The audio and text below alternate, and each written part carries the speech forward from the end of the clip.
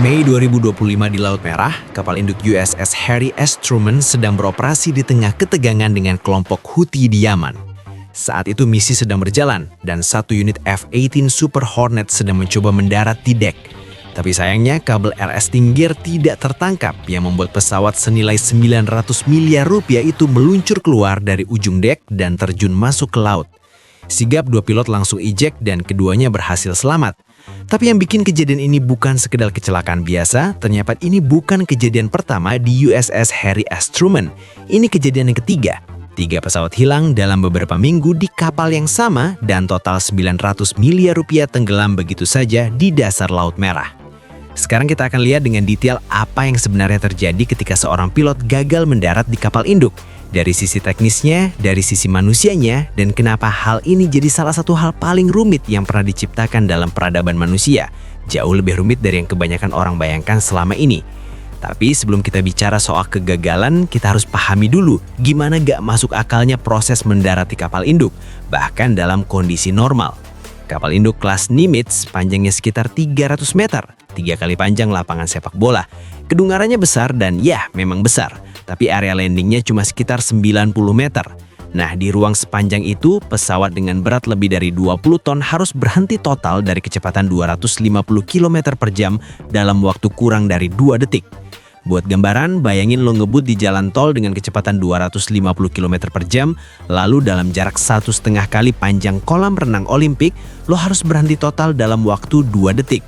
Tubuh lo bakal kerasa ketarik dengan sangat keras ke depan. Dan itu yang dirasakan pilot setiap kali mendarat di kapal induk. Dan itu baru satu dari sekian hal yang bikin ini masuk kategori aktivitas paling berbahaya yang dilakukan manusia secara rutin. Kapalnya sedang bergerak, ombak bisa naik turun beberapa meter, angin berubah arah setiap saat, dan seringkali pilot harus melakukan semua ini dalam kondisi gelap total saat operasi malam hari atau cuaca buruk. Pilot punya jendela waktu sekitar 14-18 detik dari momen final approach sampai roda menyentuh dek. Di rentang waktu sesempit itu, mereka harus membaca instrumen, berkomunikasi dengan menara, dan mengikuti panduan visual dari sistem yang disebut FLOLS, yang para pilot kenal dengan nama meatball, semua secara simultan. Meatball ini adalah sistem lampu optik yang menampilkan satu titik cahaya sebagai referensi sudut masuk. Posisinya tepat berarti sudut approach-nya sudah benar. Bergeser ke atas berarti terlalu tinggi. Bergeser ke bawah, pesawat akan menabrak buritan kapal sebelum sempat menyentuh dek. Nyawa pilot bergantung pada satu titik cahaya. Sekarang ada satu fakta yang sering dilupakan orang soal kondisi landing di kapal induk. Ancaman paling berbahaya justru malam yang tenang dan cerah. Saat langit cerah dan laut datar, tidak ada horizon yang bisa jadi referensi visual. Pilot mendekati kapal yang kelihatan cuma titik lampu kecil di tengah kegelapan total. Dan tanpa sadar, otak manusia mulai kehilangan semua referensi ruang. Para pilot menyebut kondisi ini black hole approach. Dan ini adalah salah satu pemicu disorientasi spasial paling fatal dalam penerbangan militer. Mantan pilot Angkatan Laut Amerika pernah bilang secara terbuka bahwa mereka lebih pilih terbang pada saat misi tempur berbahaya di siang hari daripada harus landing di kapal induk saat malam gelap gulita dan tenang di lautan terbuka. Sekarang kita bicara soal teknologi yang jadi tulang punggung seluruh operasi ini, yaitu kabel penangkap atau arresting wire.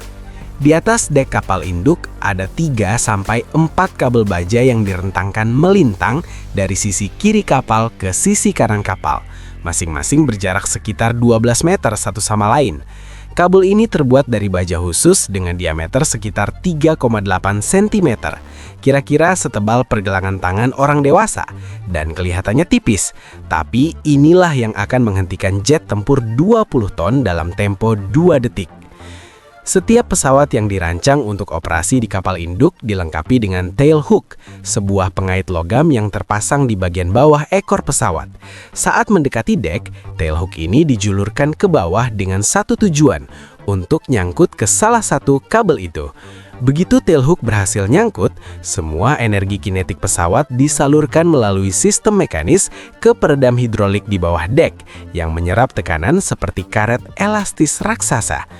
Tiap kabel punya nomor urut, dan target ideal pilot adalah kabel nomor 2 atau 3, karena itulah yang paling aman dari sisi margin kesalahan.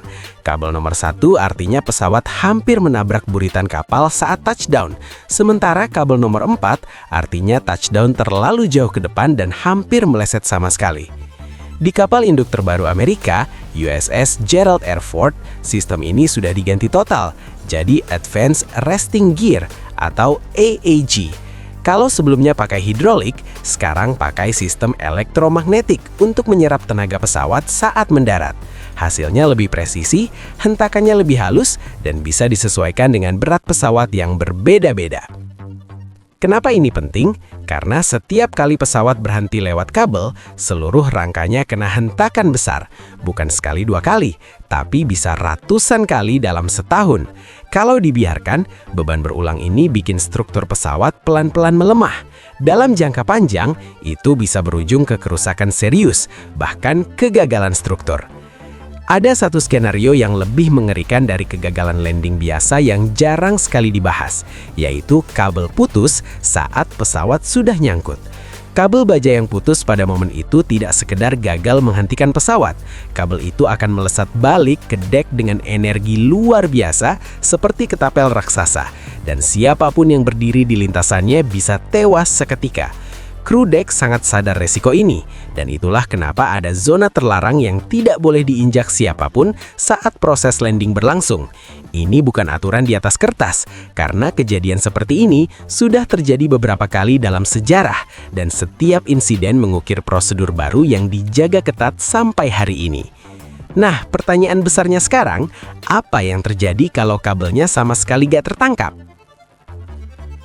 Di dunia penerbangan angkatan laut, ada satu istilah yang wajib dipahami setiap pilot sebelum mereka mendarat di kapal induk, yaitu bolter. Bolter itu ketika pesawat menyentuh dek kapal induk, tapi tail hook di belakang pesawat gagal menangkap kabel resting. Akibatnya pesawat gak berhenti, dia terus melaju dengan kecepatan tinggi. Kalau pilot masih punya cukup tenaga dan ruang untuk terbang lagi, situasinya bisa diselamatkan. Tapi kalau tidak, semua berubah jadi bencana. Yang sering bikin orang kaget adalah saat roda pesawat menyentuh dek kapal induk, tapi pilot gak ngurangin sedikit pun tenaga mesin. Justru sebaliknya, mereka langsung mendorong throttle ke tenaga penuh. Kenapa? Karena setiap pendaratan di kapal induk dari awal sudah dianggap bisa gagal. Kalau kabel tertangkap, pesawat akan berhenti, lalu tenaga mesin dikurangi setelah ada kepastian. Tapi kalau kabel gagal tertangkap, pilot hanya punya beberapa detik dan sisa dek yang sangat pendek untuk terbang lagi. Di titik itu, mesin harus sudah berada di tenaga maksimum. Sementara ujung dek datang terlalu cepat, pesawat bisa keluar dari kapal tanpa cukup kecepatan untuk terbang. Itu yang paling berbahaya. Jadi prinsipnya sederhana, tapi keras. Setiap landing di kapal induk dilakukan sambil siap untuk gagal. Kalau tail hook menangkap kabel, pesawat berhenti. Kalau tidak, pesawat harus langsung bisa naik lagi. Setelah bolter berhasil diselamatkan dan pesawat kembali terbang, pilot masuk ke pola terbang yang disebut bolter pattern. Ini semacam jalur putar di atas kapal, tempat pesawat yang gagal mendarat antre untuk mencoba lagi. Di bawah, Landing Signal Officers atau LSO berdiri di sisi dek sambil memantau jalur pendekatan. Kalau approach terlihat tidak aman, mereka bisa memberi perintah wave off. Artinya, pilot harus membatalkan pendaratan saat itu juga dan naik kembali, no debat. Yang jarang dibahas, setiap landing di kapal induk juga dinilai. LSO punya sistem penilaian khusus, dari pendaratan bagus sampai pendaratan yang dianggap punya kesalahan serius. Catatan itu disimpan, ditinjau, dan bisa berpengaruh ke karir pilot. Jadi setelah mendarat di malam gelap, di atas laut yang bergerak, pilot masih dinilai seberapa baik dia melakukannya. Tapi kalau bolter terjadi dan pesawat tidak punya cukup tenaga atau ruang untuk naik lagi, hasilnya bisa fatal. Itulah yang terjadi pada USS Harry Truman pada Mei 2025. Kabelnya tidak tertangkap, pesawat tidak berhasil terbang kembali. Jet itu meluncur keluar dari ujung dek, lalu jatuh ke Laut Merah. Kedua pilot ejek dan selamat. Penyelidikan menemukan kalau insiden ini bukan cuma soal satu kesalahan, tapi ada faktor kombinasi, yaitu celah pada saat pelatihan, komunikasi yang tidak sempurna antara komando bridge dan dek penerbangan, serta tekanan operasi yang tinggi karena kapal bertugas di zona konflik aktif. Dalam kondisi seperti itu, beberapa kesalahan kecil bisa bertemu di momen yang sama. Orang sering lupa bahwa pilot bukan satu-satunya yang taruhannya nyawa di setiap landing. Ada ribuan orang lain di kapal induk yang hidupnya sama-sama bergantung pada setiap pesawat yang mendarat. Kapal induk kelas Nimitz membawa sekitar 5.000 personil dan sebagian besar dari mereka bekerja di dek penerbangan yang luasnya sekitar 1,8 hektar, kira-kira setara 25 lapangan basket yang disusun berdempetan. Semua kru dek pakai jersey warna berbeda-beda, bukan soal fashion, tapi karena di tempat yang terlalu bising untuk ngobrol biasa, warna adalah satu-satunya cara cepat untuk tahu siapa yang bertanggung jawab atas apa. Jersey kuning untuk tim yang mengarahkan pergerakan pesawat di dek.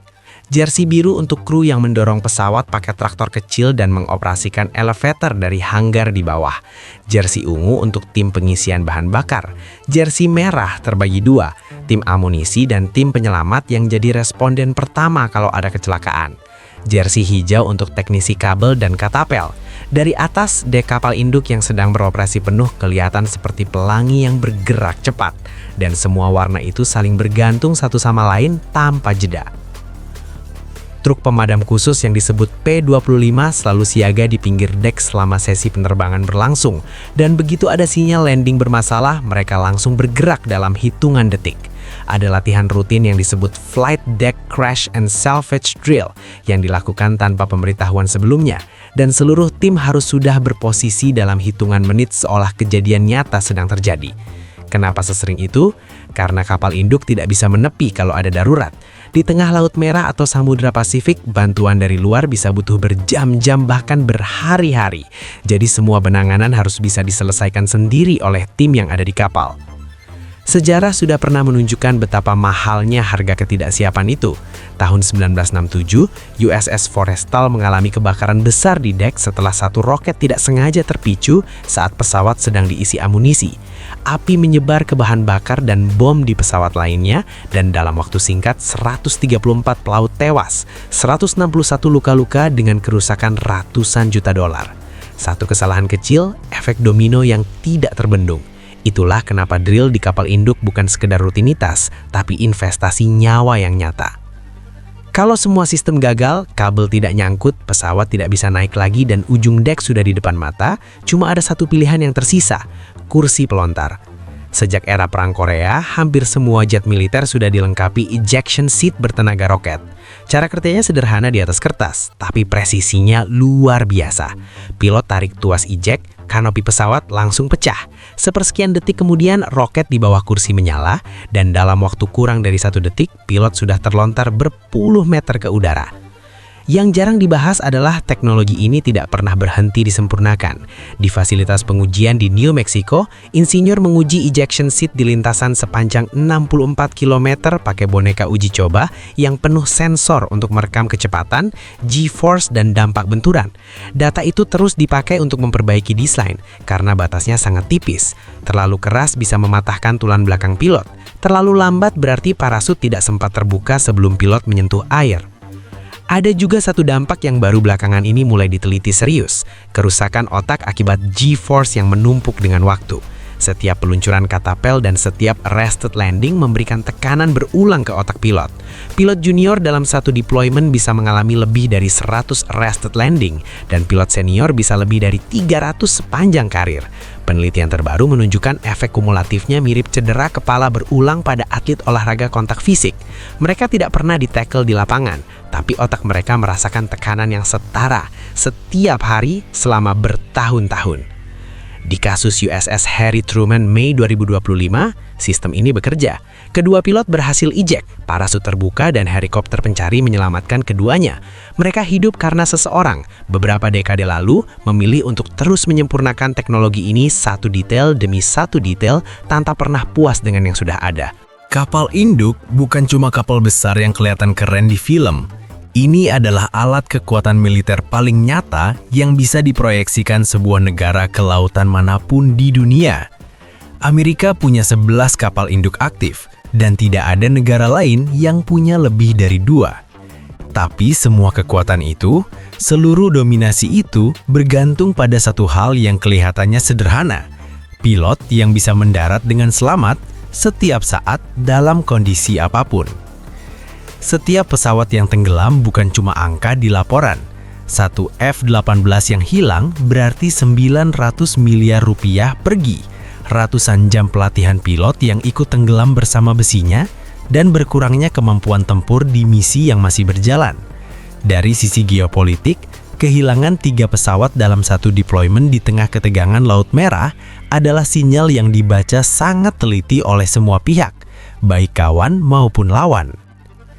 Program Top Gun, yang nama resminya Navy Strike Fighter Tactics Instructor, lahir tahun 1969, tepat karena situasi seperti ini.